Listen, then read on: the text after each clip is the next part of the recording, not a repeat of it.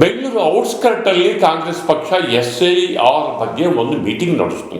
ಅಂದರೆ ಪಶ್ಚಿಮ ಬಂಗಾಳದಲ್ಲಿ ಹೇಗೆ ಚುನಾವಣಾ ಆಯೋಗ SIR ಹೆಸರಲ್ಲಿ ಸುಮಾರು 90 ಲಕ್ಷಕ್ಕೂ ಹೆಚ್ಚು ಮತದಾರರ ಮತಗಳನ್ನೇ ಎದುರಿಸಿಬಿಟ್ಟಿರುವ ಹಿನ್ನೆಲೆಯಲ್ಲಿ ಕರ್ನಾಟಕದಲ್ಲಿ ಹಂಗೆ ಮಾಡಿದ್ರೆ ನಮ್ಮ ಇಡೀ ವೋಟ್ ಬ್ಯಾಂಕು ನೆಲೆನೇ ಹೊರಟೋಗುತ್ತೆ ಅಂತ ಆತಂಕಗೊಂಡಂತಹ ಕಾಂಗ್ರೆಸ್ ಪಾರ್ಟಿ ಆ ಮೀಟಿಂಗನ್ನು ಕರೀತು.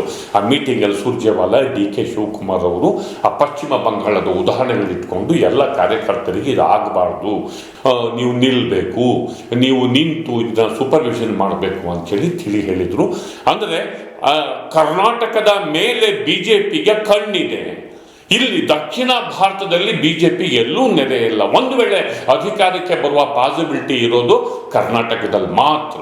ಹೀಗಾಗಿ ಕಳೆದ ಚುನಾವಣೆಯಲ್ಲಿ ಎಲ್ಲೆಲ್ಲಿ 2000, 3000ದಿಂದ BJP 4000ದಿಂದ ಪರಾಭವ ಹೊಂದಿತ್ತು, ಆ ಕ್ಷೇತ್ರಗಳಲ್ಲಿ ಅಲ್ಪಸಂಖ್ಯಾತರ ಮತಗಳ ಮೇಲೆ BJP ಖಂಡಿತ ಕಣ್ಣು ಹಾಕುತ್ತೆ.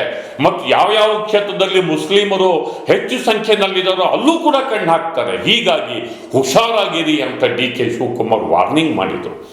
ಆದರೆ ಈ ಸಭೆಯಲ್ಲಿ ಯಾರ್ಯಾರು ಬಂದಿಲ್ವೋ KPCC ಆಫೀಸ್ ಬೇರರ್ಸು ಅವ್ರನ್ನ ಅವರವರ ಜವಾಬ್ದಾರಿಯಿಂದ ರಿಲೀವ್ ಮಾಡ್ತಾರೆ, ಪದಾಧಿಕಾರಿ ಸ್ಥಾನದಿಂದ ಕಿತ್ತಾಕ್ತೀವಿ ಅಂತ ಅನೌನ್ಸ್ ಮಾಡಿದ್ರು. ಇದೇ ಬಿಗ್ ನ್ಯೂಸ್. ಇವತ್ತು ಯಾರ್ಯಾರು ಪದಾಧಿಕಾರಿಗಳಿಗೂ ಬಂದಿಲ್ಲ ಅವ್ರನ್ನೆಲ್ಲ ಕೂಡ ನಾನೀಗಾಗಲೇ ತೆಗೆದಾಕ್ಲಿಕ್ಕೆ ನನಗೆ ಆದೇಶ ಕೊಟ್ಟಿದ್ದಾರೆ.